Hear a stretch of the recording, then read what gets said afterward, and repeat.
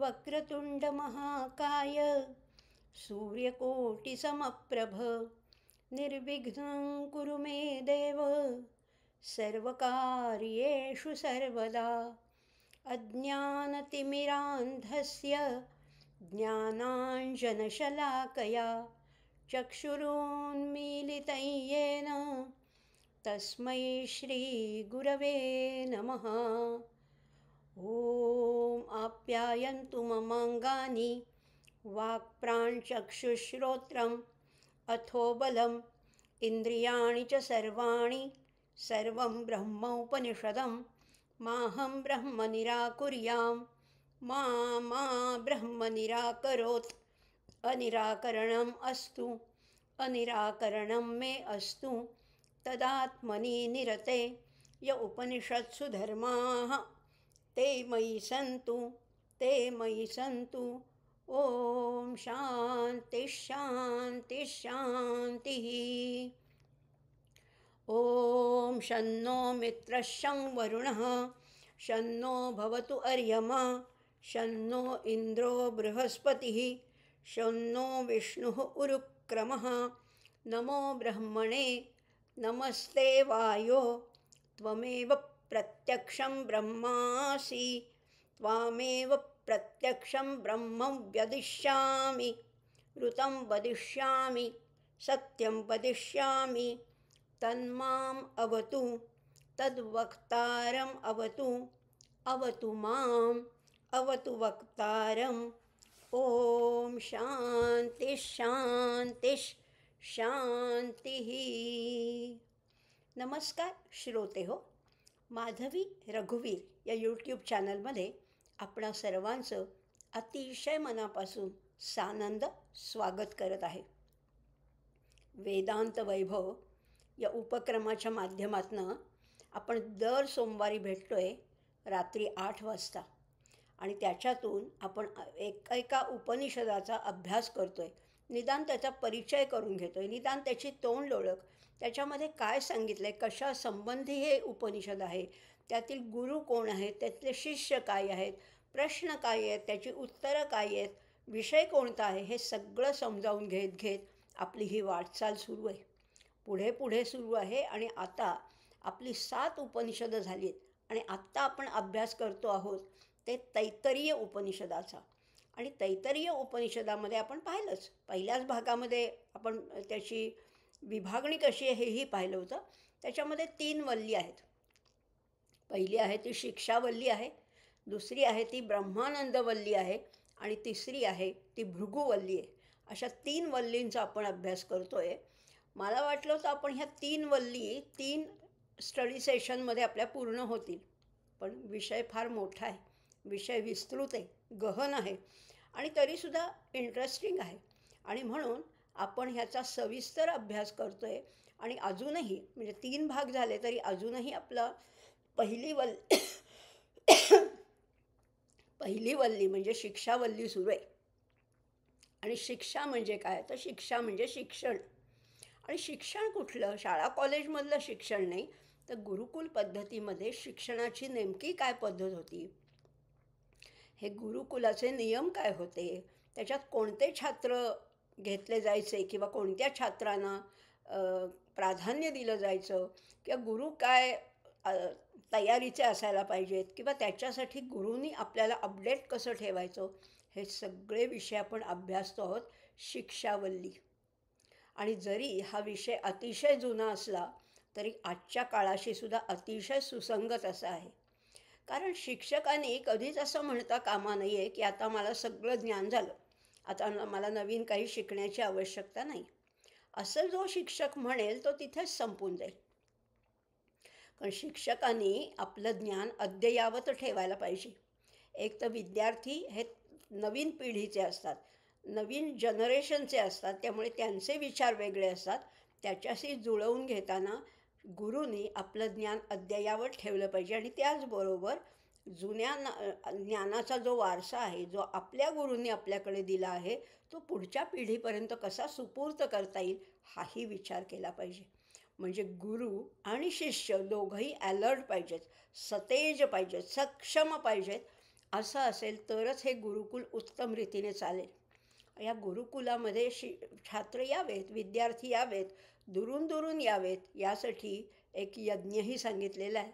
आणि यज्ञामध्ये सुद्धा प्रार्थना काय करायची, गुरुनी काय प्रार्थना करायची, की माझं ज्ञान उत्तम असू दे, मला ह्या संपूर्ण सगळ्या शिष्यांच्या प्रश्नांची पूर्णपणाने म्हणजे अगदी निश्शेष अशी उत्तरं देता येऊ देत, माझं शरीर काटक असू देत.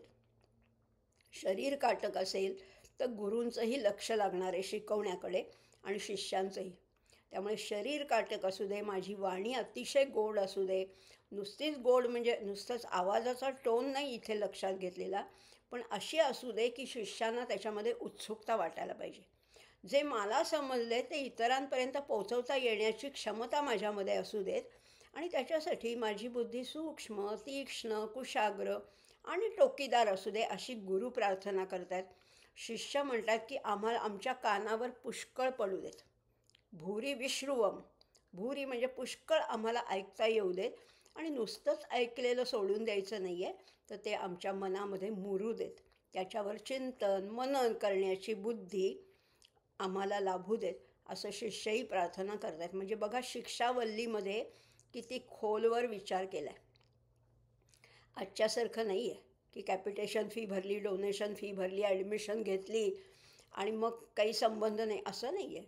शिष्याची पूर्ण तयारी होईपर्यंत 12 वर्ष गुरूंचा तो मुलगाच असतो. पुत्रवत त्याचं पालन पोषण करतात. आणि त्याच्यासाठी मग मला श्री लाभू देत, माझ्याकडे गाई गुरं असू देत, दूध दुभतं असू देत, वस्त्र प्रावरणं असू देत. अगदी शिष्यांना थंडीच्या दिवसामध्ये निदान थोडा तरी थंडीपासून बचाव व्हावा म्हणून लोकरीची वस्त्र लाभण्यासाठी माझ्याकडे लोकर देणारे पशुसुद्धा असू देत. म्हणजे केवढा खोल विचार केलेला आहे. आणि हे सगळं करत करत मला माझं ज्ञान शिष्यांपर्यंत जर का पोचवता आलं तर माझ्या गुरूंचं ऋण मला फेडता येईल. कारण ही साखळी आहे, ही सगळी आहे ज्ञानाची ती शृंखला असते. त्यामुळे जितकं आपण पुढे देऊ तितकं आपल्या गुरूंचं ऋण फिटत जातं. आणि पूर्वी हीच पद्धत होती की किती पैसे मिळाले, किती फी मिळाली, किती मला पगार मिळाला म्हणजे मग मला पुरेसं होईल, हा विचार नव्हता. मला जास्तीत जास्त माझ्या शिष्यांना तयार करायचे, माझ्याकडे जे जे ज्ञान आहे ते त्यांच्यापर्यंत पोचवायचे आणि त्यांना अशा रीतीने तयार करायचे की ही शृंखला परत पुढे चालू राहावी, की माझे शिष्य आहेत ते पुन्हा गुरुस्थानी बसावे आणि त्यांच्या हाताखाली प्रशिष्य तयार व्हावेत. ही सगळी केवढा विचार आहे शिक्षावल्लीमध्ये. असं करत करत आपण 6 अनुवाक पाहिले होते.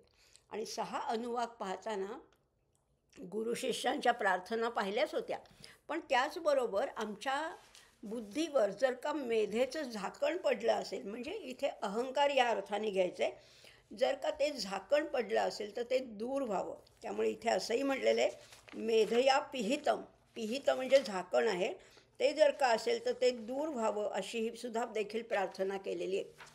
किंवा जसं आपण गुरूंना म्हणतो की असतोमा सद्गमय, तमसोमा ज्योतिर्गमय, मृत्योर्मा अमृतंगमय, तशीच प्रार्थना करायची की आम्ही आत्ता आहोत तिथून आम्हाला वरच्या पायरीपर्यंत घेऊन जा, अंधाराकडून तेजाकडे घेऊन जा, म्हणजे तिमिराकडून तेजाकडे घेऊन जा, जडाकडून चैतन्याकडून घेऊन जा. किंवा आपल्या एका गाण्यामध्ये म्हटलं आहे ना, सर्वात्मका शिवसुंदरा स्वीकारया अभिवादना. कुणाला प्रार्थना करायची आहे? सर्वात्मक जो आहे, शिवसुंदर जो आहे, सत्यम शिवम सुंदरम, अशा त्या परब्रह्माला प्रार्थना करायची आहे.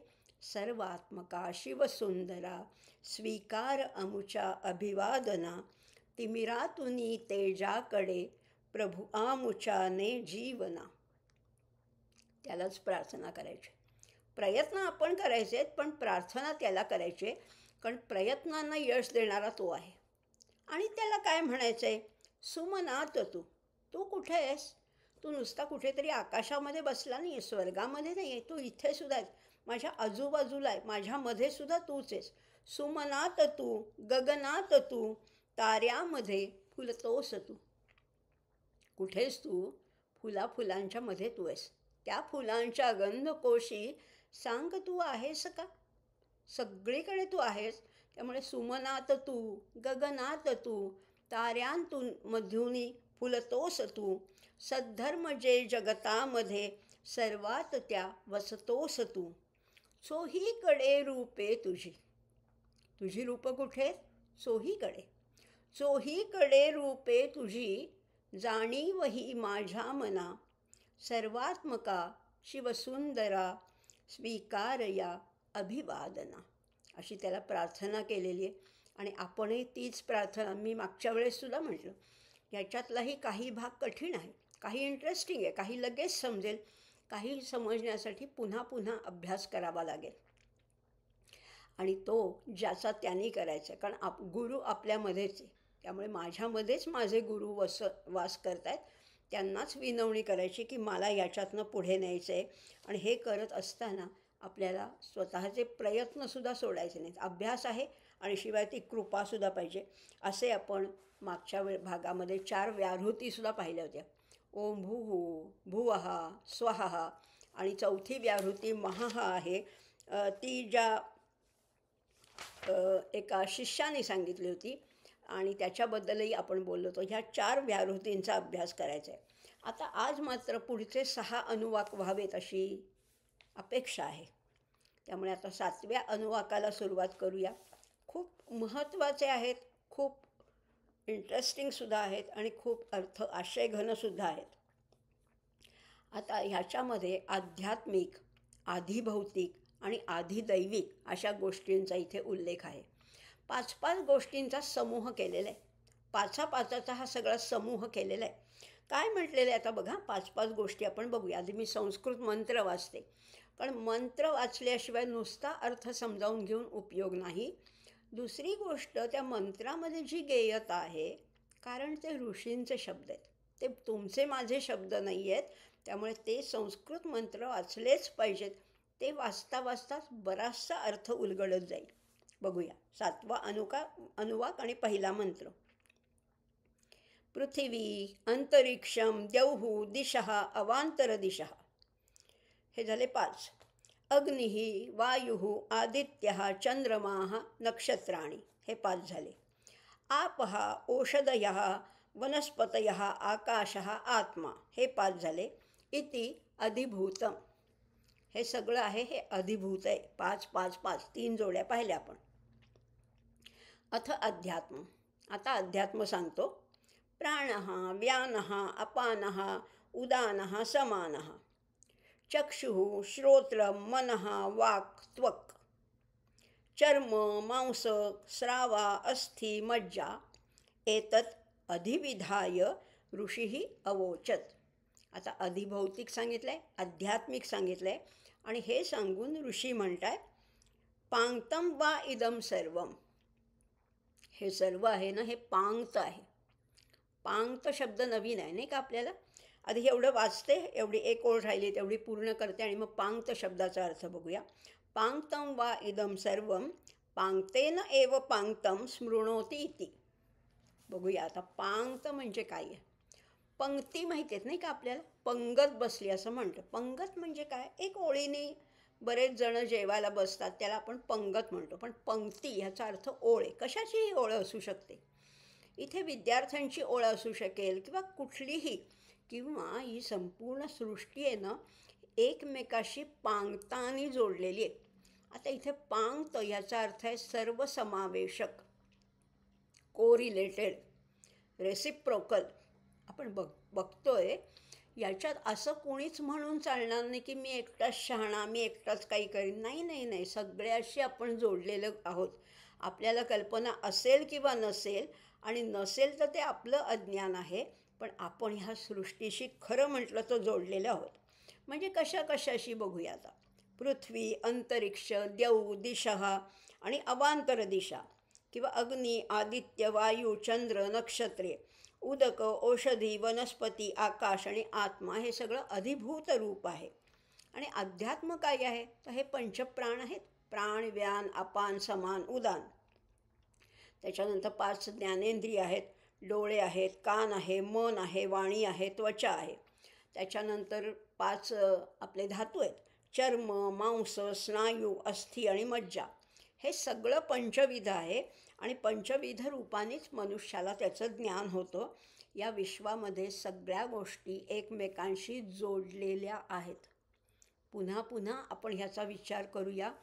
सगळं एकमेकांशी जोडलं आहे, त्याचा समग्र विचार झाला पाहिजे आणि एका विराट पुरुषाचे ते सगळे अवयव आहेत आणि म्हणून त्यांचा परस्पर संबंध आहे.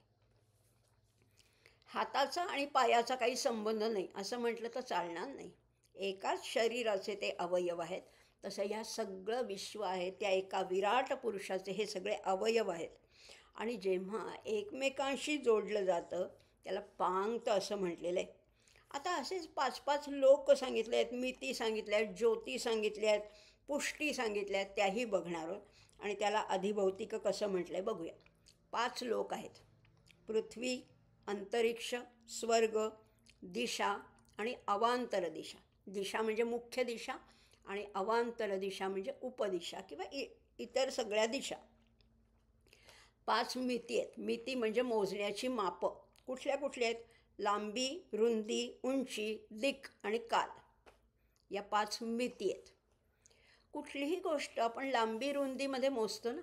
हा प्लॉट केवढा आहे किंवा ही माझ्या वहीचा साईज काय आहे, या कम्प्युटरचा साईज काय आहे, सगळ्या आपण मापात किंवा वजनात मोजतो. लांबी, रुंदी, उंची, दिक, कुठल्या दिशेला आहे आणि कुठल्या काळात आहे, या 5 मिती आहेत. ज्योती कुठल्या आहेत? 5 प्रमुख ज्योती आहेत. पहिला आहे अग्नी, आदित्य, वायू, चंद्रमा आणि नक्षत्र. पुष्टी करणाऱ्या कुठल्या गोष्टी आहेत? आप, औषधी, वनस्पती, आकाश आणि आत्मा. आता हे जसं समष्टीमध्ये ना, संपूर्ण याच्यामध्ये व्यष्टीमध्ये सुद्धा असेच सगळे कार्यरत आहेत आणि त्याला व्यष्टीमध्ये कोण कोण आहे तर आपण आत्ता पाहिलं. आध्यात्मिकमध्ये पंचप्राण, पंचज्ञानेंद्रिय, पंचधातू. आता एक गोष्ट अशी आहे की अधिभौतिक गटाने आध्यात्मिक गट पुष्ट करता येतो. त्यांचा आणि माझा, ते मोठं आहे आणि मी लहान आहे, एवढे तर समजून घेऊया. मोठ्याने लहानाची पुष्टी करता येते. त्याची जशी जशी प्रार्थना करू तसं तसं मी पुष्ट होत जाणार आहे. त्यामुळे अधिभौतिक गटाने आध्यात्मिक गटाची पुष्टी करता येते आणि आध्यात्मिक गटाने त्या अधिभौतिकाला प्रसन्न करता येतं. समष्टीने व्यष्टीची पुष्टी करायची आणि व्यष्टीने त्या समष्टीला प्रसन्न करून घेण्यासाठी हे सगळे 5-5चे जे गट आहेत ते वापरायचे. आणि नाहीतरी गीतेमध्ये आपल्याला सांगितलंच आहे ना, परस्परम भावयंत श्रेय परमवाप्स्यथ. एकमेकांना संतुष्ट करा म्हणजे तुम्हाला सगळं लाभणार आहे, श्रेय लाभणार आहे असंही सांगितलं होतं. त्यामुळे ह्या सगळ्या गोष्टीचा अभ्यास करणं म्हणजेच ब्रह्मांडाचा अभ्यास आहे. आता सोपं होत चाललं आहे की नाही? आता थोडं सोपं म्हणत नाही मी, पण थोडं समजायला सोपं आहे. जे व्यष्टीत आहे तेच समष्टीत आहे, जे पिंडात आहे ते ब्रह्मांडात आहे.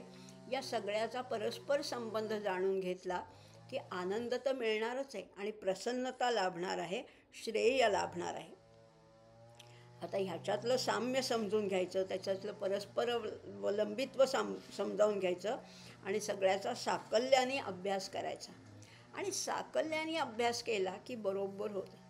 पूर्वी बघा, फॅमिली डॉक्टर अशी पद्धत होती आणि त्या फॅमिली डॉक्टरला एखाद्या व्यक्तीचे पूर्ण इतिहास माहिती असायचा. की नुसतं सर्दी खोकला झाला आहे म्हणून जरी आपण डॉक्टरांकडे गेलो तरी त्यांना माहिती असायचं की ह्या 3 वर्षापूर्वी ह्याला टायफॉईड होऊन गेलेला आहे किंवा 5 वर्षापूर्वी याचा पाय मोडला होता, सगळं त्यांना माहिती असतं. बरं एवढंच नाही तर कशाचा मानसिक परिणाम काय होतं किंवा ह्याच्या आजोबांना काही आजार आहे, वडिलांची काही नोकरी गेली आहे, या सगळ्याचा परिणाम. आणि फॅमिली डॉक्टर हे पूर्वी अतिशय म्हणजे घरचाच माणूस असल्यासारखा ते असायचे, कारण त्यांनी सगळ्याचा अभ्यास केलेला असायचा. आता स्पेशालिस्ट असतात ते फक्त नाकाचंच डॉक्टर, फक्त कानाचेच डॉक्टर असं जर असेल तर त्याच्यामध्ये साकल्याचा अभ्यास होत नाही आणि म्हणून ते तितकंसं परिणामकारक ठरत नाही. आता समजते आपल्याला पांगतची काय आवश्यकता आहे. आणि इथेही या मंत्रातही म्हटलेलं आहे, पांगतेन एव पांगतम स्पृणोती इति. त्या पांगतानेच पांगताची तुष्टी करायची, पुष्टी करायची असंही म्हटलेलं आहे. आणि मग हे करत असताना या संपूर्ण सृष्टीचा एक भाग आहे मी, ही जाणीव होते आणि मी किती क्षुद्र हेही कळायला लागतं. या सृष्टीच्या चराचरात मीच भरलं आहे. सर्वभूतस्थमात्मानं सर्वभूतानि चात्मनी ईक्षते सर्वभूतात्मा. असंच जेव्हा वाटतं ना, तेव्हा सगळ्याचं आकलन व्हायला लागतं. जे मी आहे तेच हा आहे, तेच ती आहे, तोच तो आहे, असं कळायला लागतं. तेव्हा आपोआप सगळ्याचं ज्ञान व्हायला लागतं. आणि ह्या ज्ञानाची सुरुवात कुठनं झाली? पुढच्या मंत्रात बघूया. ओम इति ब्रह्म. ओमनी सुरुवात झाली. ज्ञानाचा पहिला ध्वनी काय उमटला आहे? ओम. दुसऱ्या मंत्रात म्हटलेले ओम इति ब्रह्म, ओम इति इदं सर्वं, ओम इति एतत् अनुकृतिर्ह स्म वा अप्योश्रावयेत् आश्रावयन्ति. ओम इति सामानि गायन्ति. ओम शोम इति शस्त्राणि शंसन्ति. ओम इति अध्वर्युः प्रतिगृह्णाति. ओम इति ब्रह्मा प्रसौति. ओम इति अग्निहोत्रम् अनुजानाति. ओम इति ब्रह्मणः प्रवक्ष्यन् आह ब्रह्मोपाप्नवान् इति. ब्रह्मोपाप्नवान् इति. आता ओम हेच ब्रह्म आहे, वारंवार बघतोय. आता त्या ब्रह्मांडाला भेदून आपल्याला पलीकडे जायचे. हे दृश्य विश्व मागे टाकायचे, ते ब्रह्मांड मागे टाकायचे, मायेचं महाद्वार ओलांडायचे आणि पलीकडे जायचे, तर आपल्याला ब्रह्मदर्शन घडणार आहे. ते कशाने शक्य होणार आहे? ओंकार उपासनेनी. एकोहम बहुश्याम असा संकल्प उठला तेव्हा पहिला ध्वनी काय झाला होता? तो ओंकार होता आणि ऋषींनीच त्याला ओम हे नाव दिलेलं आहे. आता आणि किंवा मांडुक्य उपनिषदामध्ये आपण ह्याचं सविस्तर वर्णनसुद्धा पाहिलेलं आहे. आता ओम म्हणजे साधक आहे, ओम म्हणजे साधन आहे, ओम म्हणजे साध्यसुद्धा आहे सगळं. आणि इथे त्या ओमपाशी ही त्रिपुटी ज्ञाता, ज्ञेय आणि ज्ञान हे सगळं मावळून जातं. किंवा साधक, साध्य आणि साधना हे सगळं संपून जातं त्या ओममध्ये. त्यामुळे ह्या ओमचंच व्यक्तरूप जे आहे ते हे सगळं विश्व आहे. आणि इदम म्हणून जे जे दाखवता येईल ते सगळं म्हणजे ओम आहे, तेच ब्रह्म आहे. जे दाखवता येईल ते. ही माझी वही आहे, ब्रह्मच आहे. हा हत्ती आहे, ब्रह्मच आहे. ती खुर्ची आहे, ब्रह्मच आहे. ते आकाश आहे, तो कोल्हा आहे, हे सगळं ब्रह्मच आहे. तू ब्रह्म आहे, मी ब्रह्म आहे, हा तो ती सगळं ब्रह्म आहे. जे जे इदम म्हणून दाखवता येते ते सगळं ब्रह्म आहे असंही म्हटलेलं आहे. आधी नाम आणि मग रूप अशी या संपूर्ण विश्वाची निर्मिती झाली. आधी ओम हा ध्वनी निनादला आणि मग ह्या दृश्य विश्वाची निर्मिती झाली. पूर्वी रोजच्या जीवनात सुद्धा वारंवार ओमचा उच्चार केला जायचा. कुणी नमस्कार केला तरी ओम, कुणाला नमस्कार करायचा झाला तरी ओम, कोणाची परवानगी घ्यायची झाली, अनुमती घ्यायची झाली तरी ओमनीच अनुमती दिली जायची. किंवा यज्ञातले जे ऋत्विज असायचे ते ओमच हे अक्षर बोलायचे. त्यामुळे उपदेश करताना, मंत्र म्हणताना नेहमी ओमनी सुरुवात केली जाते. आता इथे सुद्धा असं म्हटलेलं आहे ओम श्रावय, आता ऐका तुम्ही असंही म्हटलेलं आहे. त्यामुळे सामाचं गायन करताना सुद्धा सुरुवातीला ओमचा उच्चार केला जातो. इथे 2 मंत्र झाले. आता 9व्या अनुवाकाकडे आपण जाणार आहोत. 9वा अनुवाक आहे त्याच्यामध्ये काय सांगितलं आहे बघा. आपल्या ज्या प्रापंचिक अडचणी असतात ना, आम्ही काय करतो, आपण प्रापंचिक काय करतो, काही हे अमुक एक गोष्ट करा म्हटलं, परमार्थातली, अध्यात्मातली, अभ्यास असेल, काही जप असेल, काही करायला सांगितलं तर आमच्याकडे अडचणींची मोठी यादी तयार असते. अहो पाहुणे आलेत, अहो बरं नव्हतं, अहो असं झालं. आता हे सगळं विचारात घेऊन ऋषींनी आपल्याला एक सल्ला दिला आहे. सगळं विचारात घेतलं आहे, याच्यात एकही गोष्ट गाळली नाही आहे. म्हणजे ते ऋषी काय असतील बघा, मानसशास्त्रज्ञ आहेत ते, बरोबर त्यांना माहिती आहे. म्हणून ते काय म्हणतात बघा. ऋतं च स्वाध्याय प्रवचने च. लक्षात घ्या, फार ऐकायला सुद्धा गोड वाटेल तुम्हाला. ऋतं च स्वाध्याय प्रवचने च, सत्यं च स्वाध्याय प्रवचने च, तपश्च स्वाध्याय प्रवचने च, दमश्च स्वाध्याय प्रवचने च, शमश्च स्वाध्यायप्रवचने च अग्नयश्च स्वाध्यायप्रवचनेश्च अग्निहोत्रं च स्वाध्यायप्रवचने च प्रजा च स्वाध्यायप्रवचने च प्रजनश्च प्रवचने च प्रजापतिश्च स्वाध्यायप्रवचने च सत्यम इति सत्यवचाराथीतरः तपो इति तपोनित्यः पौरुषिष्टिः स्वाध्यायप्रवचने एवेति नाको मौद्गल्यः तद्धि तपस्तद्धि तपः. आता एक शब्द वारंवार म्हटला आहे की एक घ्यायचं, समजा ऋत त्याच्या जोडीला स्वाध्याय प्रवचन आहे, सत्य त्याच्या जोडीला स्वाध्याय प्रवचन आहे. मग तप घ्या, दम घ्या, शम घ्या, अग्नी घ्या, अग्निहोत्र घ्या, प्रजा घ्या, काहीही करा, पण त्याच्या जोडीला स्वाध्याय प्रवचन सोडायचं नाही. आता स्वाध्याय प्रवचनचा नेमका अर्थ काय? स्वाध्याय म्हणजे मी अध्ययन करणार आणि प्रवचन म्हणजे अध्यापन करणार. अध्ययन आणि अध्यापन कधीच सोडायचं नाही. काय सांगतायत? कर्तव्य आहे. तुम्ही गुरुकुलात एवढं 12 वर्ष शिक्षण घेतलंत ना, आता ह्याच्या पुढे आयुष्यात कधीही स्वाध्याय सोडायचा नाही आणि प्रवचनही सोडायचं नाही. म्हणून एक एक गोष्ट घेत आहेत आणि त्याला जोड कशाची द्यायची आहे? स्वाध्याय प्रवचनाची. बघा आता मग काय काय म्हटलं, काही केलं तरी स्वाध्याय प्रवचन सोडायचं नाही. ऋत म्हणजे काय? योग्य भाषण, सत्यवचन. योग्य भाषण असू दे, सत्य असू दे, तप, दम, शम, अग्न्याधान, अग्निहोत्र, आतिथ्य, लौकिक व्यवहार, प्रजोत्पत्ती, ऋतुकाली गमन, पौत्रोत्पत्ती, या सगळ्याचं अनुष्ठान केलं पाहिजे. ही खरी गोष्ट आहे. पण त्याच्या जोडीला स्वाध्याय प्रवचन सोडायचं नाही. आता बघा सगळं आलं ह्याच्यात, सगळं आलं. आपण म्हणतो ना, अहो पाहुणे आले म्हणून ते काल माझं वाचन झालं नाही. इथे काय सांगितले? आतिथ्य सत्कार करायचा आहे तरी स्वाध्याय प्रवचन सोडायचं नाही. अगदी तुम्ही कामोपभोगसुद्धा घ्या, पण स्वाध्याय प्रवचन सोडू नका.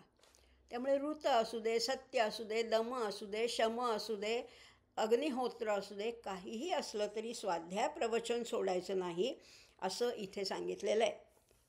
कुणी सांगितलं आहे? रथित ऋषींचा मुलगा जो आहे सत्यवच, तो सांगतो की तपाचं अनुष्ठान तर केलंच पाहिजे. आता तप म्हणजे काय? आपल्या पूर्वी पुष्कळ वेळेला बोललो आहे. त्याच्यानंतर पुरुषिष्ठ ऋषींचा तपोनित्य नावाचा मुलगा म्हणतो तपाचं अनुष्ठान केलं पाहिजे, स्वाध्याय प्रवचन यांचं अनुष्ठान केलंच पाहिजे, कारण तेच तप आहे असं मुद्गल ऋषींचा नाक नावाचा मुलगा सांगतोय. मुद्गल ऋषींचा नाक म्हणजे स्वर्ग असा तो सांगतोय. म्हणजे सगळ्या ऋषींनी शेवटी सांगितलं आहे सगळं करा, प्रपंचातली सगळी कर्तव्य पार पडा. आपण काय म्हणतो? व्यायाम केला की आम्हाला मग अभ्यासाला वेळ मिळत नाही, अभ्यास केला की असं नसतं. आपल्या दिवसाची, आपल्या जीवनाची योग्य आखणी केली तर सगळ्याला वेळ मिळून परत आपल्याला वेळ उरतो. जर गडबड गोंधळ असेल तर कशालाच वेळ मिळणार नाही. त्यामुळे इथे नुसता आत्मज्ञानी, आता इथे बघा किती विचार केलेला आहे. आणि हे सगळे ऋषी आहेत ना, याच्यातले काही प्रापंचिक पण काय होते आणि काही ब्रह्मचारी पण होते. पण ऋषी नुसते आत्मज्ञानी असून चालत नाही, त्यांना प्रपंचातल्या गोष्टी माहिती पाहिजेत आणि ती नस ओळखलेली आहे, ती नाडी बरोबर ओळखलेली आहे.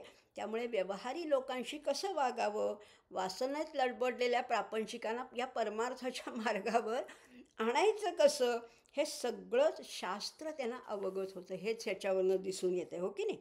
आणि तरच त्यांचा लोकसंग्रह वाढवू शकतो. चिकीर्षुर लोकसंग्रहम.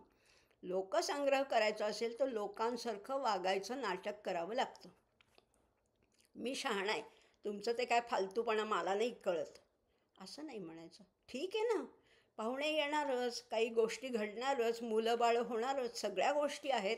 पण तरीसुद्धा हे सोडायचं नाही, हे त्यांनी अगदी लावून धरलेलं आहे. आणि असाच मनुष्य लोकसंग्रह करू शकतो आणि ही जी ज्ञानाची ज्योत आहे ना, ती तेवत ठेवू शकतो. आता बोला ह्याच्या पुढे काय या ऋषींना म्हणायचं? केवढा विचार केलेला आहे. आणि म्हणून या साधना कालामध्ये साधकांनी प्रापंचिक कर्तव्य तर करायचीच, यथासांग करायची, कशी तरी नाही बरं का. यथासांग पार पडायची.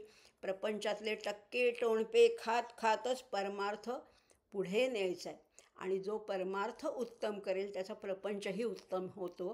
किंवा उलटं म्हणा, प्रपंच उत्तम केला की तोच परमार्थसुद्धा ठरू शकतो. म्हणून प्रपंचातून निवृत्ती घ्यायची नाही, प्रपंच सोडायचा नाही किंवा कसाबसासुद्धा करायचा नाही आहे. नेटका करता फिका होत जातो असे आमचे समर्थ म्हणतात. उत्तम प्रपंच करा. मुलाबाळांच्या बाबतीत, ज्येष्ठांच्या बाबतीत, आतिथ्याच्या बाबतीत सगळी कर्तव्य पार पडा. तोच तुम्हाला परमार्थाला पुढे नेणारा असा आहे.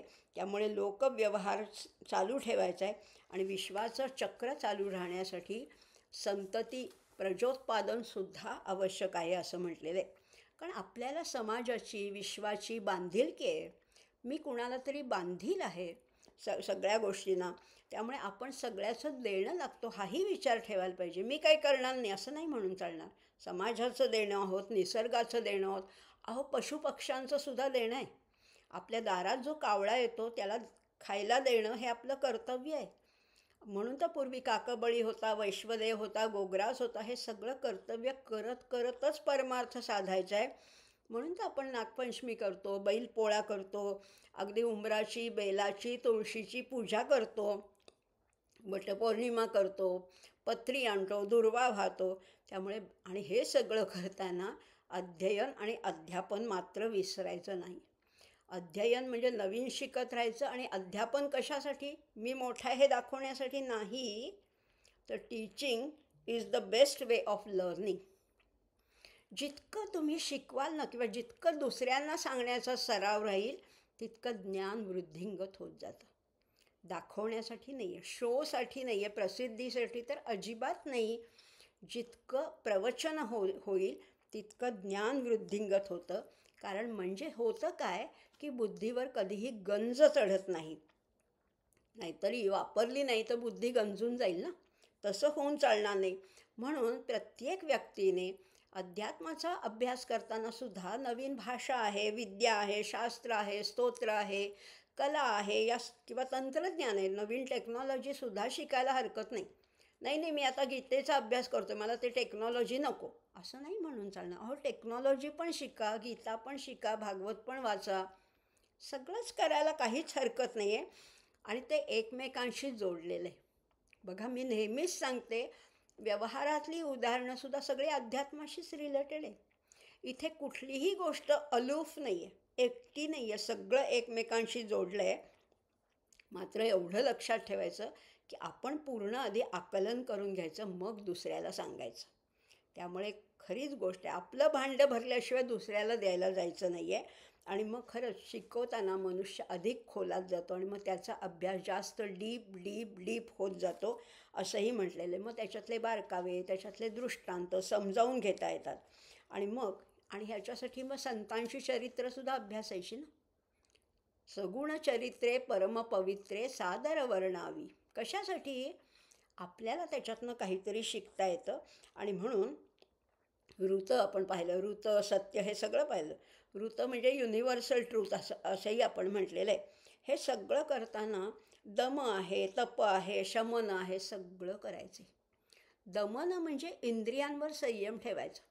आणि आपली संस्कृती हेच सांगते. आपल्याकडे उपास तापास सांगितले आहेत, व्रतवैकल्य सांगितले आहेत, एकभुक्त आहे, निराहार आहे किंवा एक वाढ आहे, त्रिकाल स्नान सांगितलेलं आहे. या सगळ्याच्या मागे मोठं शास्त्र आहे, मोठा विचार आहे. एकदाच जेवायचं म्हटल्यानंतर बाकीच्या वेळेला त्या इंद्रियांचं दमन होतं. किंवा एक वाढ अशी पूर्वी पद्धत होती. एकदाच ताटात वाढून घेतलं की परत मागायचं नाही की हा पदार्थ आवडला अजून मी 4 वेळाला श्रीखंड घेईन. एकदा वाढले ना तेच छान आनंदाने खाल्लं तर तेच आनंद देतं. त्यामुळे शम आहे, अग्निहोत्रे हे सगळं करण्यासाठी आतिथ्य. आपण पाहुण्यांचं फार एक्सक्यूज देतो, पण अतिथी हा देवासमान आहे. गृहस्थानी दररोज अधिक अन्न शिजवावं असं याच उपनिषदात पुढे येणारे अन्नम बहुकुर्वीत. फक्त माझ्यापुरतंच मी एक पोळी केली असं नाही चालणार. कोणी अचानक अतिथी आला तर आनंदाने त्याला आपल्या घासातला घास देता आला पाहिजे.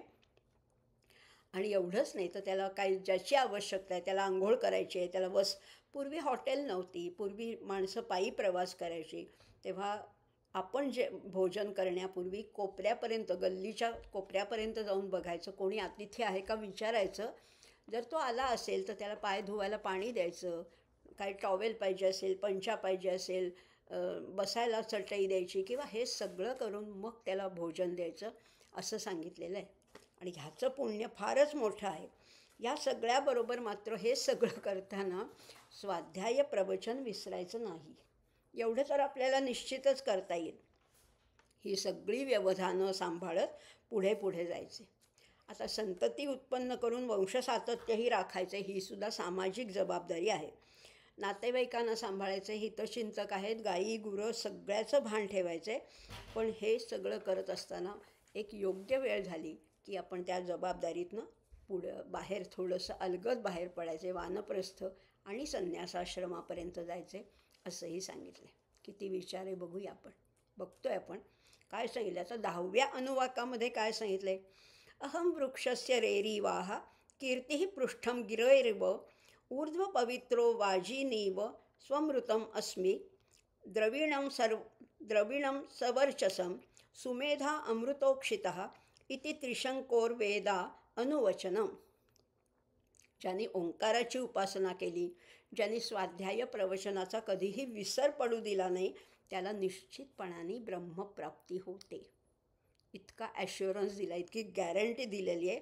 अशीच ब्रह्मप्राप्ती त्रिशंकू ऋषींना झाली होती आणि त्यांनी आपलं अनुभव कथन केलं आहे. त्यांनी जे जाणलं ते अनुभवलं ते हे वेद आहेत आणि म्हणूनच हे वचन जे आहे ते वेदसंमत आहे. इथे म्हणलेलं आहे त्रिशंकोर वेदा अनुवचनम. त्रिशंकू ऋषींनी हे सांगितलेलं आहे. काय म्हटलेलं आहे? अहम वृक्षस्य रेरीवाह. मी माझी कीर्ती अशी उत्तुंग पर्वत शिखराप्रमाणे आहे. सगळ्यात श्रेष्ठ आणि पवित्र असं ब्रह्म मीच आहे. सूर्याच्या ठिकाणी जे प्रकाशरूप आहे, आत्मस्वरूप आहे, तेच माझ्यामध्ये सुद्धा आहे. जे सूर्यात आहे तेच माझ्यात आहे. सूर्य अन्न उत्पन्न करतो. सूर्याच्या उष्णतेने, उबेमुळे धान्य वनस्पती उगवतात. त्याच्यामध्ये सुद्धा अमृत भरलेलं आहे आणि किरणांद्वारे ही सगळी शक्ती आपल्यापर्यंत पोचवली जाते. त्यामुळे सूर्यदर्शन हे दररोज करायला पाहिजे.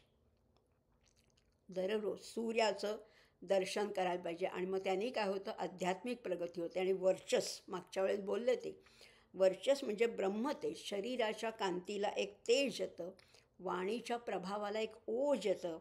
त्यामुळे अशा ब्रह्मतेजाचा साठा माझ्याकडे आहे असं म्हटलेलं आहे. आणि मग तो कसा होतो? अमृतोक्षितः, अमृतः अक्षितः, सुमेधा असं म्हटलेलं आहे. सुमेधा.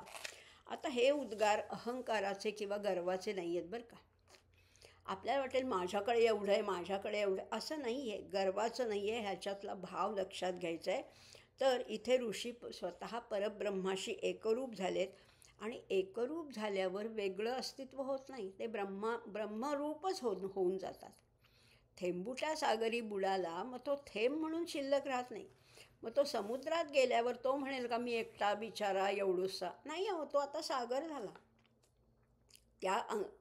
त्या दृष्टिकोनातनं ह्या वचनाकडे बघायचे.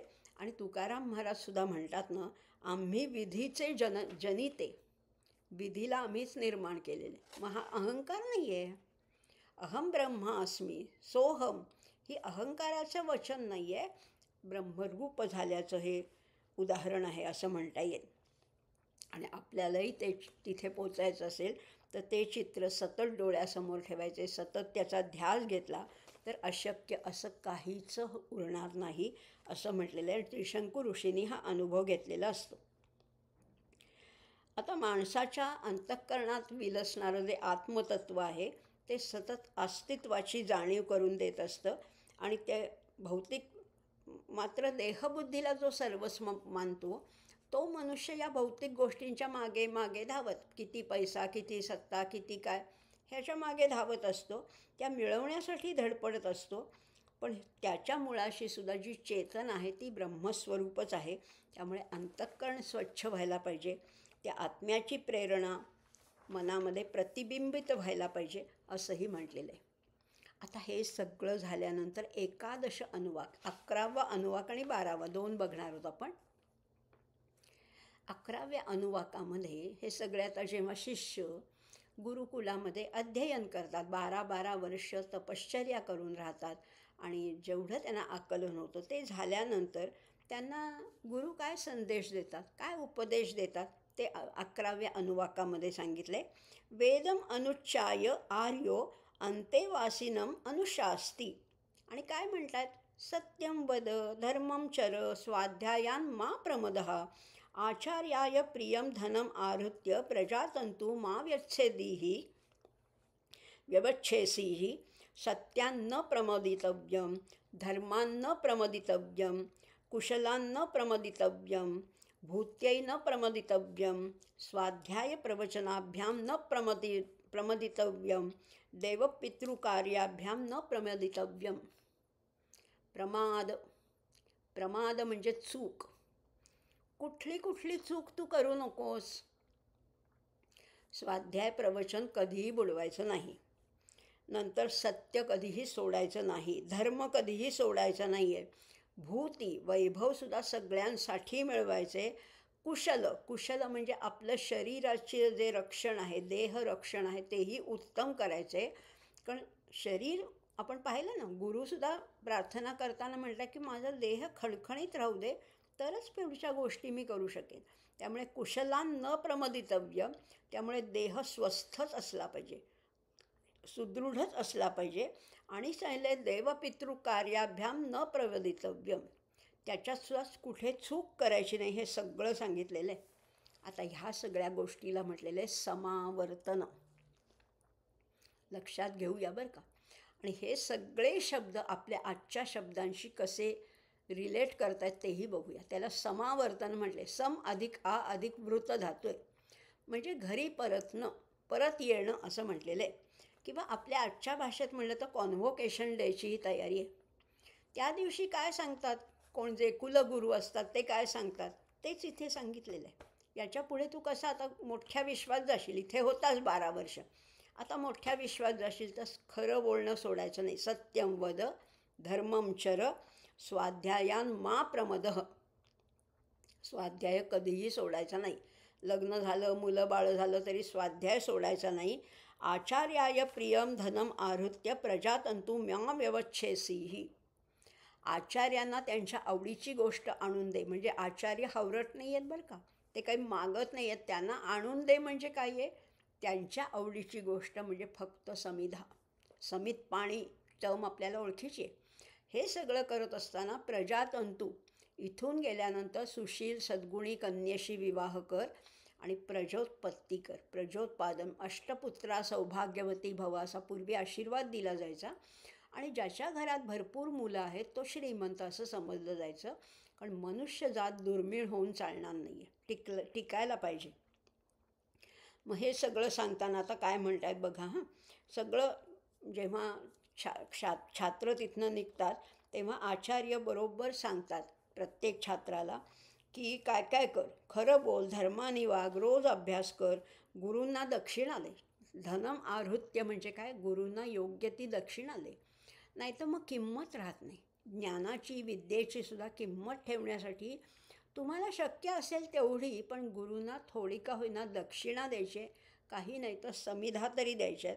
तुला मुलं बाळं होऊ देत, खऱ्याची तू कधी हेळसाण करू नको, अधर्माने वागू नको, अहित करू नको. समृद्धी मिळाली तरीसुद्धा त्याचा आदर करायचा आहे. लक्ष्मी मिळाली म्हणून तिचा तिरस्कार नाही करायचा. लक्ष्मीच्या मागे लागायचं नाही, पण लक्ष्मी घरात आली तर तिला आदराचं स्थान द्यायचं आहे. अध्यापन सोडू नकोस. त्यामुळे सत्याने चालणं हे नेहमी श्रेयस्करच असतं. ज्याच्या हृदयात सत्य आहे त्याच्या हृदयात निश्चित परमेश्वर असतो. कबीरजी आमचे म्हणतात, जाके हृदय साच है ताके हृदय आप. ज्याच्या हृदयात सत्य वस्ती करून आहे त्याच्या हृदयात आपणच आहात असं परब्रह्माला म्हटलेलं आहे. हे सगळं करत असताना नवीन नवीन ग्रंथ अभ्यासावेत. गुरूंना जी दक्षिणा प्रिय असेल ती गोष्ट द्यावी. नुसतं धन नाही तर वस्तुरूपाने द्यावी. त्याच्यानंतर गृहस्थाश्रमाचं आचरण करावं, वंशसातत्य टिकवावं, आपलं देहाचं आरोग्य टिकवायला पाहिजे, वैभव संपत्तीने श्रीचं आदर करायला पाहिजे. हे सगळं करण्यामध्ये कुठेही टाळाटाळ नको, त्याचा अहंकार नको, गर्व तर नकोच नको, त्याची उपेक्षासुद्धा नको. आणि हे सगळं मिळालं आहे ना, ते सगळ्यांना वाटून मग उपभोग घ्यायचा आहे. आपल्याकडे पूर्वी म्हण होती, 1 तीळ 7 जणात वाटून खावा. त्यामुळे आपल्याला भरपूर समजा संपत्ती मिळाली तर त्याचा आपल्या गावासाठी, आपल्या परिवारासाठी, आपल्या परिसरासाठी त्याचा उपयोग करायचा आहे. दुष्काळामध्ये आपल्याला माहिती आहे, पूर्वी अगदी महात्मा फुलेंनी आपली घराची विहीर सगळ्यांसाठी खुली केली. किंवा पूर्वी अशीच पद्धत होती. गावातले जे खोत होते, पाटील होते, त्यांनी कणग्या भरून धान्य ठेवायचं, पण दुष्काळामध्ये गावामध्ये ते वाटायचं. आणि हे केलं तर हे स्वाध्याय प्रवचनसुद्धा टिकून राहणार आहे, कारण धर्माचा मार्ग हा नेहमीच टिकणार आहे. असं एवढं जरी वागलं ना तरी जीवन दिशाहीन होत नाही, कारण हे देव म्हणजे आपली शक्ती केंद्र आहेत असंही म्हटलेलं आहे. त्यांना प्रसन्न केलं तर ते आपल्यालाही भरभरून देतात. आणि भूमीची दोन्ही हातांनी सेवा केली तर ती 1000 हातांनी देते. आणि म्हणून ज्या वंशात आपण जन्मलो त्यांची आठवणसुद्धा ठेवायची. आमचे पणजोबा कोण होते, खापर पणजोबा, याची आठवण नेहमी ठेवायला पाहिजे. हे सगळं करताना आत्ता आपल्याकडे जे आपल्या हाताखाली आहेत, आपल्यापेक्षा जे कमी आहेत, आपले जे नोकर चाकर आहेत, त्यांचाही मान राखला पाहिजे. माणुसकी तिथे जिवंत ठेवायला पाहिजे.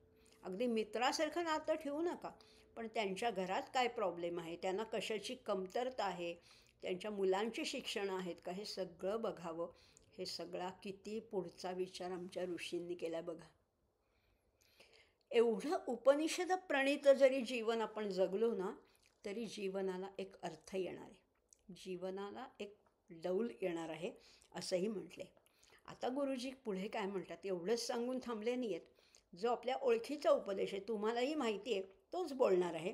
मातृदेवो भव, पितृदेवो भव, आचार्य देवो भव, अतिथी देवो भव, यानी अनवद्यानी कर्माणि तानी सेवितव्यानी नो इतराणी, यानी अस्माकं सुचरितानि तानि त्वया उपास्यानि नो इतराणि, ये केच अस्मान् श्रेयांसो ब्राह्मणाः तेषां त्वया आसनेन प्रश्वसितव्यं, श्रद्धया देयम्, अश्रद्धया अदेयं, श्रिया देयं, ह्रिया देयं, भिया देयं, संविदा देयं. पहिले 4 मंत्र तर तुम्हाला माहिती आहेत. मातृ, पितृ, आचार्य आणि अतिथी यांना देवाप्रमाणे पूज्यमान. हे सगळं करत असताना बघा ना, या सगळ्यांचं खूप मोठं ऋण आहे. आपण त्यांना गृहीत धरतो, पण त्या सगळ्यांचं, आईवडिलांचं ऋण आहे, आचार्यांचं आहे, अतिथीचं सुद्धा ऋण आहे. अतिथी सत्कार करणं हे अतिथीवर उपकार नाही आहेत, तो उलट अतिथीच आपल्यावर उपकार करत असतो असं म्हटलेलं आहे. आणि हे सगळं तू चांगलं वागण्याचं म्हणजे चांगलं आचरण कर असंही म्हटलेलं आहे. आईचं स्थान तर आपल्याला माहिती आहे. नास्ति मातृसमो गुरुः, आईसारखा आईसारखे दैवत साऱ्या जगतावर नाही, म्हणून श्रीकाराच्या नंतर शिकरे आई. आईचं महत्त्व आहे. त्यामुळे मातृदेवो भव, आपल्या अनेक मातृगौरव केलेला आहे. आणि वडिलांचं ऋण तर आहेच आहे, कारण आपण मागच्या भागात पाहिलं होतं की पुत्र हा पित्याचं प्रतिरूप असतो, त्याची कार्बन कॉपी असते. त्यामुळे ते पित्याचं ऋण पुत्रावर असतं. ज्या आचार्यांनी ज्ञान दिलं त्यांच्याबद्दल कृतज्ञता मनात ठेव, त्यांची सेवा कर. अतिथी सत्कार केल्याखेरीज गृहस्थाची कर्तव्य पूर्ण होत नाहीत. त्यामुळे पंक्तीला अतिथी नसणं हे गृहस्थाला कमीपणा आणणार आहे. आपण त्याच्यावर उपकार करत नाही. अतिथी आपल्या घरी जेवायला आला तर त्याचेच आपल्यावर उपकार आहेत. आणि म्हणून हे सगळं करताना विधी आणि निषेध पाळायला पाहिजे. डूज अँड डोंट्स जी वेदामध्ये सांगितली ती सगळी फॉलो कर असं म्हटलेलं आहे. आणि हे सगळं करताना आता मी तुला जे सांगतो आहे ना, गुरुजी सांगतायत ना शिष्याला, ते म्हणत आहेत की आमच्यामध्ये कितीतरी बऱ्या वाईट गोष्टी आहेत, त्यातल्या फक्त तू काय करशील, चांगल्या तेवढ्याच घे, वाईट सोडून दे बरं का. काय गुरूंची नम्रता आहे बघा, किती विनयशीलता आहे. ते म्हणतात यानी अस्माकं सुचरितानि तानि त्वया उपास्यानि, जे आमचं चांगले गुण आहेत तेवढेच घे बरं का, नो इतराणी, इतर घेऊ नकोस. मला कुठली वाईट सवय असेल तर ती तू घेऊ नकोस. असं म्हणत नाही आहेत गुरुजी, मी शहाणाच आहे, माझं अगदी 100% बरोबरच असं नसतं.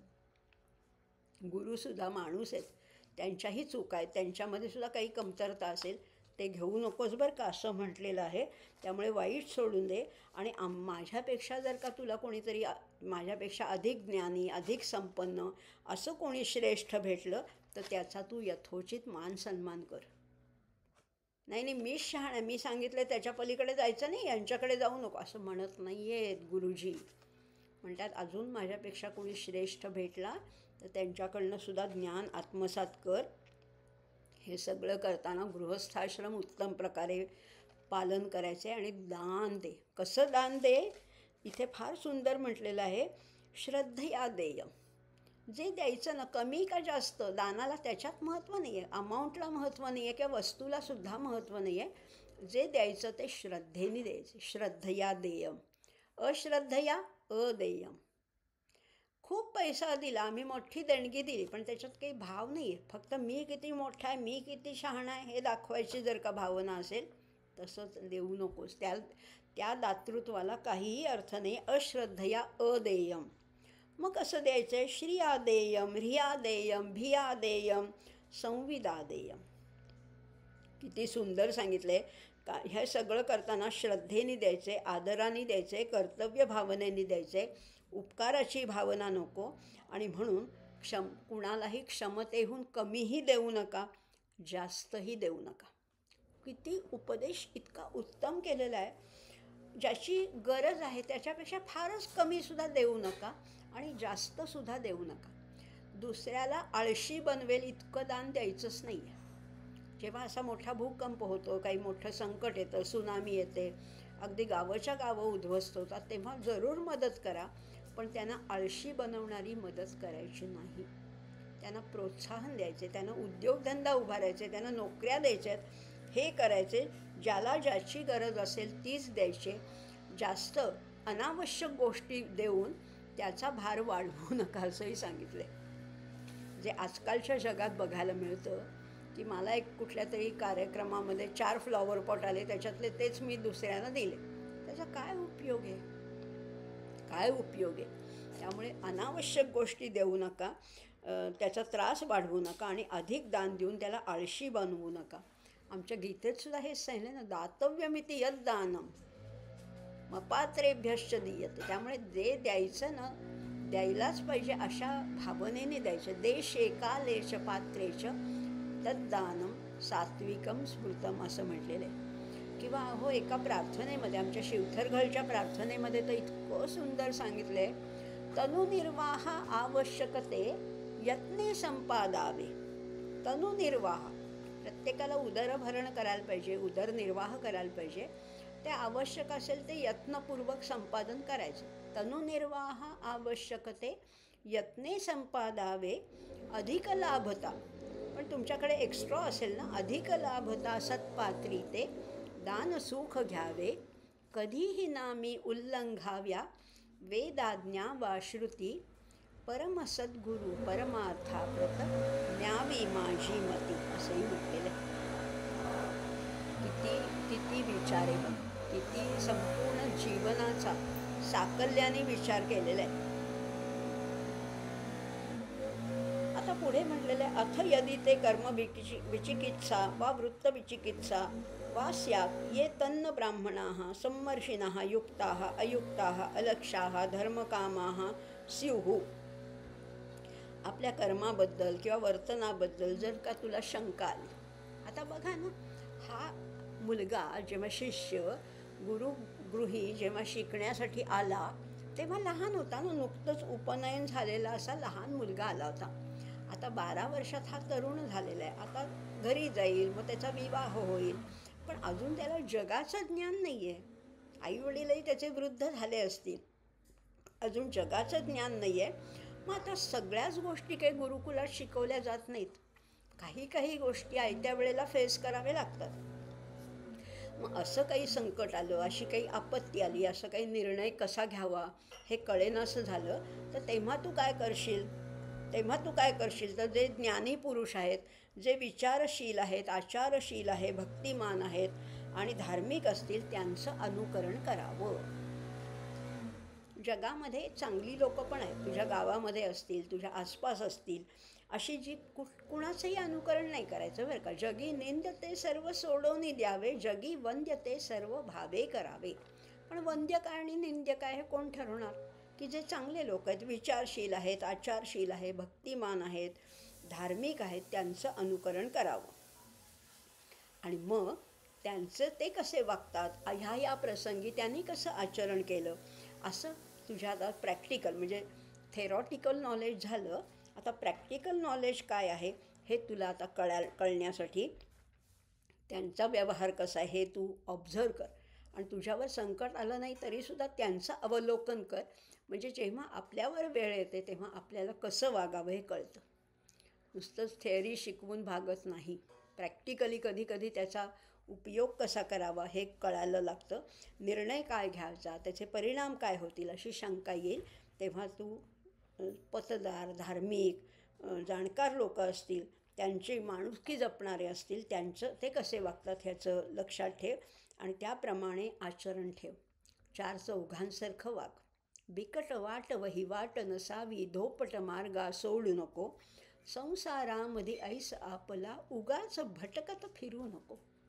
माहिती आहे आपल्याला फटकाय हा त्याच्यातनं सुद्धा सांगितलं आहे की उगाच भटकत फिरू नको. जरा बघ, डोळे उघडे ठेवून सगळं बघ. हा शास्त्रांचा आदेश आहे आणि माझाही हाच आदेश आहे. हेच वेदातलं रहस्य आहे. आणि आपल्याला जर का तत्त्व समजत नसेल, काही लोक हे पुस्तकी पंडित असतात पण व्यवहारात कसं वागावं हे कळत नाही, हे समजत नसेल तर हे आपल्या समाजातले जे चांगली लोक आहेत, मोठे लोक आहेत, ज्यांना समाजात मान आहे, असे लोक कसे वागतात हे बघावं. महाजनो ये न गतः स पंडितः. मोठे लोक काय कुठल्या मार्गाने गेलेत हे पाहावं आणि त्याप्रमाणे आपलं आचरण ठेवावं. आता बघा किती शिष्याला परिपूर्ण करून पाठवत आहेत ना. परिपूर्ण शिकवलं तर पुष्कळ ज्ञान आहे, पण आता प्रॅक्टिकल नॉलेजसुद्धा देत आहेत. आणि आता 12 अनुवाक शेवटचा, ह्या शिक्षावल्लीमधला शेवटचा अनुवाक आपण बघणार आहोत, जो आपण पूर्वीचा अभ्यासलेला आहे. पहिला जो अनुवाक होता तोच शेवटचा आहे, पण तो सुरुवातीचा म्हणजे तिथनं सुरुवात होती आणि इथे मात्र आता समारोप आहे. मंत्र तोच आहे, थोडे शब्द इकडचे इकडे झाले असतील. शन्नो मित्र शं वरुणः शन्नो भवतु अर्यमा शन्न इंद्रो बृहस्पती शन्नो विष्णु उरुक्रमाः. नमो ब्रह्मणे नमस्ते वायो त्वमेव प्रत्यक्षं ब्रह्मासि त्वामेव प्रत्यक्षं ब्रह्म वदिष्यामि सत्यं वदिष्यामि ऋतं वदिष्यामि तन्माम अवतु अवतु वक्तारम असं म्हटलेलं आहे. तोच अगदी तीच प्रार्थना आहे. पण पहिल्यांदा विनंती होती म्हणून आज्ञार्थी रूपं होती. आता मात्र अनुवाद पूर्ण झाल्यामुळे आता भूतकाळाची रूपं आहेत. थोडा व्याकरणाचा फरक आहे, बाकी अर्थ सगळा तोच आहे. सूर्याची जी तिन्ही रूपं आहेत ना, उगवतीचा सूर्य, माध्यान्हीचा सूर्य आणि मावळतीचा सूर्य, हे तीनही सूर्य आम्हाला कल्याणप्रद होवोत. आणि बाहूंना बल देणारा जो इंद्र आहे, बुद्धीला तेज देणारा जो बृहस्पती आहे आणि सर्व संचारी जो विष्णू आहे, तो आम्हाला कल्याणप्रद ठरो असं म्हटलेलं आहे. मूळ रूप ब्रह्मा, इंद्रिय गोचर रूप वायू, या सगळ्यांना नमन असो. आणि हे सगळं हे ऋताचं अधिष्ठान आहे म्हणून तुला ऋत म्हटलेलं आहे, सत्य म्हटलेलं आहे. ते ब्रह्म त्या माझ्या प्रार्थनेने प्रसन्न झालं आणि त्यांनी माझं आणि माझ्या आचार्यांचं म्हणजे माम अवतू आणि वक्तारम अवतू असं सगळ्यांचं रक्षण केलेलं आहे. आणि ते रक्षण केल्याबद्दल इथे कृतज्ञता व्यक्त केलेली आहे. असे हे 12 अनुवाक आपण शिक्षावल्लीमध्ये म्हणजे शिक्षणासाठी गुरुकुलामध्ये जाताना किंवा पूर्ण होताना काय काय गोष्टी सांगितल्यात ते बघितलं. आता अगदी थोडक्यात ह्या 12 अनुवाक जे आहेत त्याच्याबद्दल अगदी एकेका ओळीत जे लिहिलेलं आहे तेवढं बघूया. पहिला अनुवाक होता ती प्रार्थना होती. हीच प्रार्थना शन्नो मित्र शं वरुणः हीच प्रार्थना होती. दुसऱ्या अनुवाकामध्ये स्वर आणि उच्चारांना कसं महत्त्व दिलं आहे किंवा मौखिक पद्धती काय किती महत्त्वाची आहे, पाठांतर स्मरणशक्ती किती महत्त्वाची, हे दुसऱ्या अनुवाकात आपण पाहिलं. तिसऱ्या अनुवाकामध्ये अधिलोक, अधिप्रज, अध्यात्म अशा ह्या 5 महासंहिता पाहिल्या. ऋषींनी केलेली मेधा आणि श्रींची मागणी आपण चौथ्या अनुवाकात पाहिली.